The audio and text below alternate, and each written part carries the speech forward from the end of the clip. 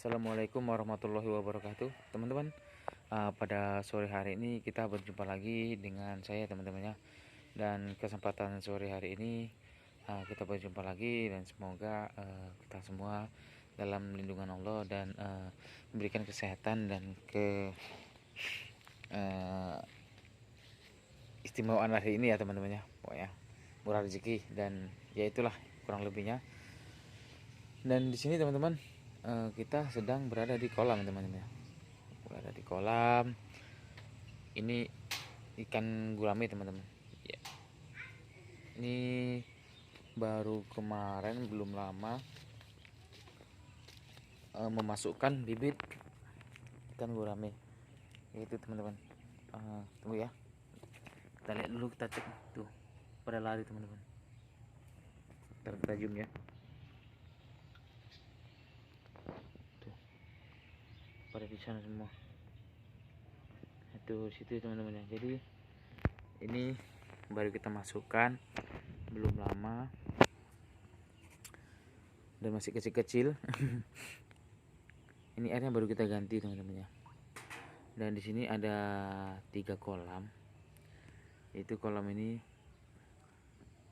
ukurannya 4x3, teman-teman. Ini ada 3 kolam. Dan ini yang satu belum jadi. 4, teman-teman, sama ini. Ini 3 yang sudah jadi. Namun kemarin kita melakukan pengeringan karena kolam ini awalnya kita isi ikan yang di sini ya, teman-teman ya. Awalnya ikan yang di sini tadi kita taruh di kolam ini. Namun mengakibatkan karena terlalu banyak yang mati. Jadi kita asingkan dulu ke kolam yang sudah lama kita buat, karena ini baru jadi ya, teman-teman. Dan ini baru jadi juga. Namun kita masih proses pengeringan dulu sementara. Ya, teman-teman, ini ada gunanya seng ini adalah untuk melindungi sinar paparan matahari, teman-teman.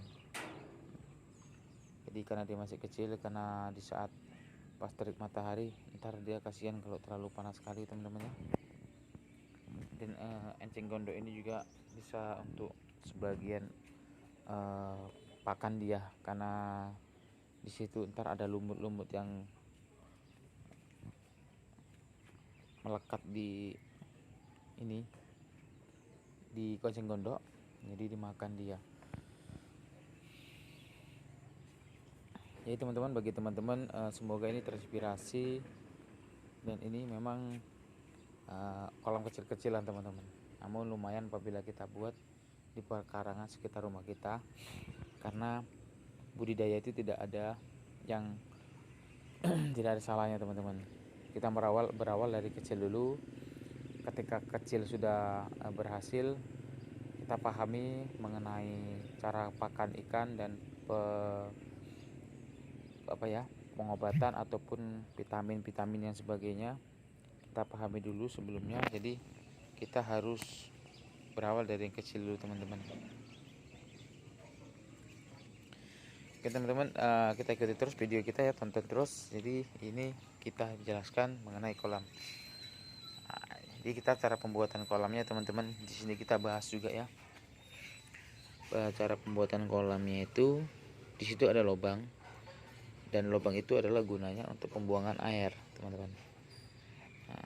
Jadi di saat teman-teman ntar membuat kolam, jadi teman-teman bingung nih kan, gimana ntar ngurasnya, mungkin ribet atau ntar capek lah, mungkin gitu ya.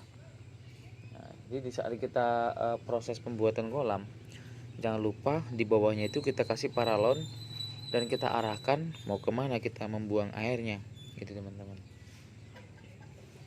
Jadi paralon itu tidak terlalu besar, teman-teman ya. Menggunakan paralon yang ukuran berapa, 3 inci nih, nggak salah ya. 2 inci. Menggunakan paralon yang 2 inci. Nah, itu kita kasih elbow, baru kita arahkan kemana mau kita pembuangan airnya, teman-teman.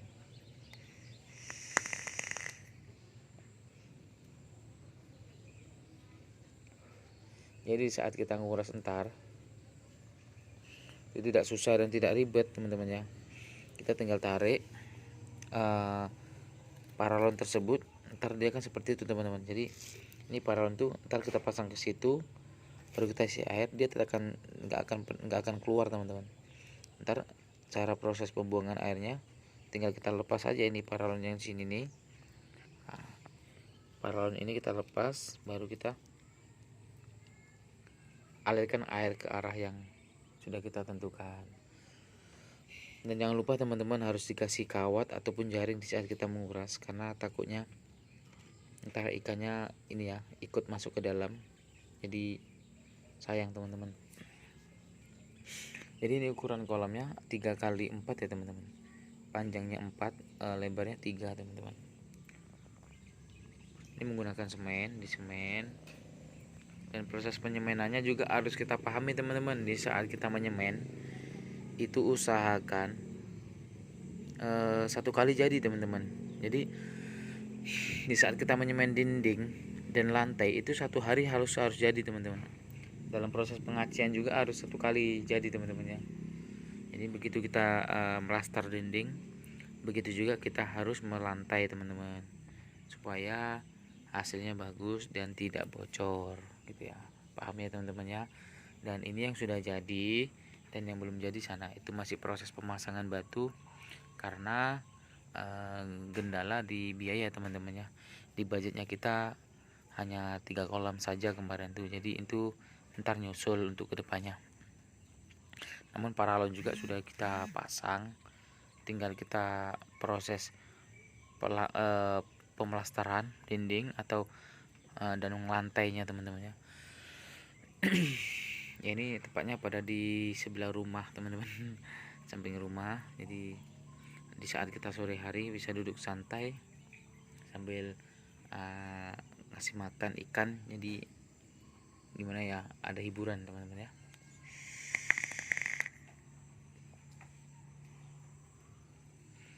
Jadi teman-teman, bagi teman-teman yang mau tanya silakan komen-komen aja di kolom komentar, tanyakan apa yang mau ditanyakan, ntar kita bahas. Jadi teman-teman, di sini ada lagi satu yang kita bahas, yaitu proses pembuangan ataupun menghilangkan lumut yang di bawah ataupun kotoran yang di bawah.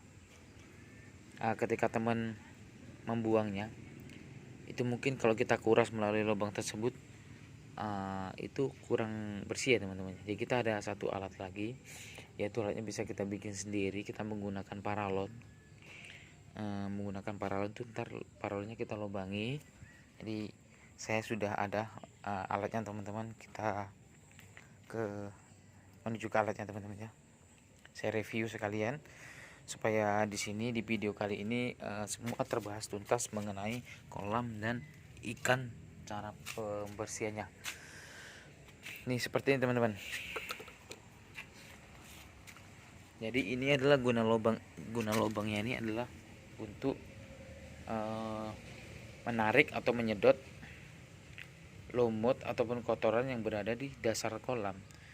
Jadi ketika kita menyedotnya, ini kita kasih selang, ini kita pasang selang, lalu selang tersebut ketika sudah menarik air, lalu ini kita geser seperti ini teman-teman. Kita geser, jalankan ke dasar kolam. Ntar lumutnya ataupun kotoran di dasar kolam itu bahkan keluar melalui selang yang sudah kita sedotkan air tadi teman-teman ya.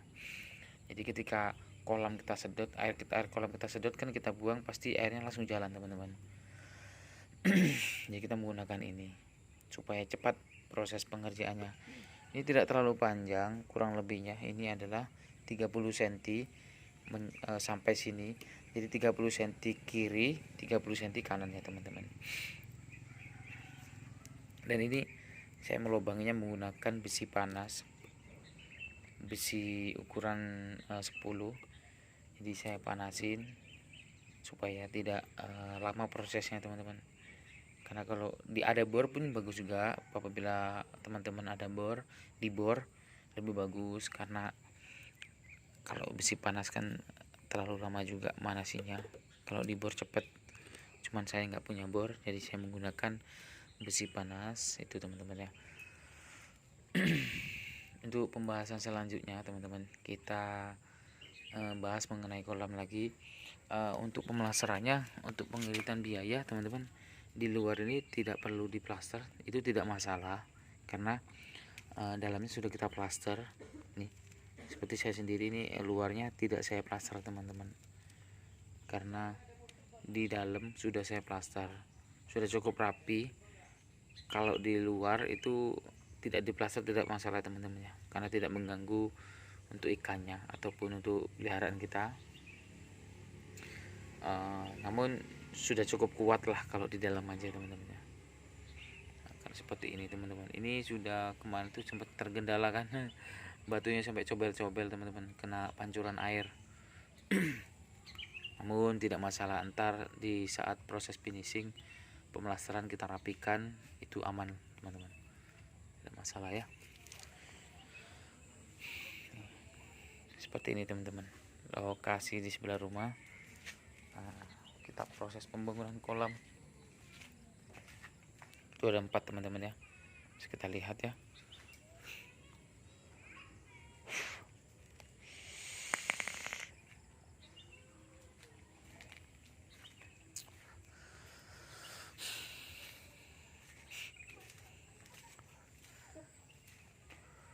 Ini sepertinya ikan di kolam, yang ikan kecil-kecil ini ada yang mati teman-teman, kita lihat. Ini teman-teman, jalur tadi pembuangan air yang di sana itu kita sampaikan ke sini teman-teman. Jadi ini lubang pembuangan air di saat kita menguras atau mengeringkan kolam kita teman-teman. Inilah lubangnya. Jadi ntar kita buka paralon yang panjang tadi, dia airnya keluar dari sini. Ini proses pembuangannya gitu teman-teman, sampai sini dia. Dan semoga aja tidak tumpet, makanya alangkah bagusnya harus kita menggunakan jaring ataupun kawat yang sedikit halus teman-temannya, karena yang kita takutkan adalah tumpet di dalam paralon kita, jadi ribet proses pembongkarannya lagi.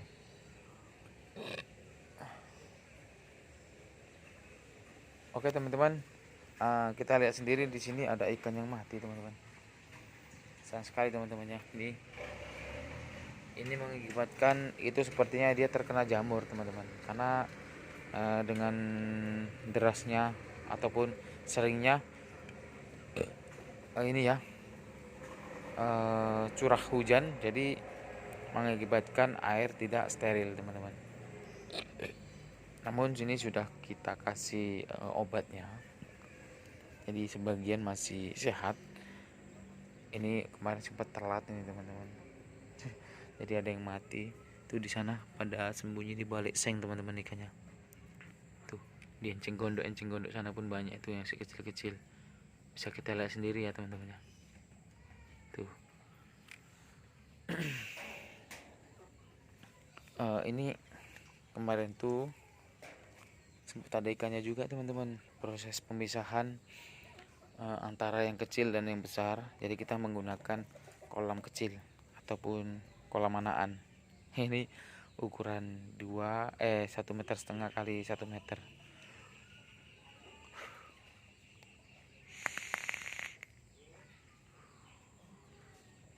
Guna untuk pemisahan teman-teman, dan enceng gondoknya apabila terlalu banyak kita taruh di sini. Jadi begitu ya teman-teman ya, semoga bermanfaat, dan jangan lupa like, comment, subscribe. Kita di sini berbagi ilmu, berbagi pengalaman, berbagi pendapat teman-teman. Bagi teman-teman ada pendapat lain ataupun ada cara lain dan mempunyai ilmu yang lebih master ataupun suhunya suhu teman-teman. Jadi bisa komen-komen ataupun kasih pengarahan kepada saya, karena saya juga masih pemula teman-teman. Jadi itu tadilah cara saya untuk proses pembuatan kolam dan sampai proses ternaknya teman-teman. Jadi itu para suhu yang yang tahu ya gimana caranya pengobatan di saat ikan kita kena jamur, mengatasinya gimana teman-teman. Itu bagi teman-teman ataupun bagi suhu yang tahu, silakan komen-komen teman-teman. Jadi saya minta pengarahannya. Semoga bermanfaat video kali ini dan saya langsung pamit undur diri. Assalamualaikum warahmatullahi wabarakatuh.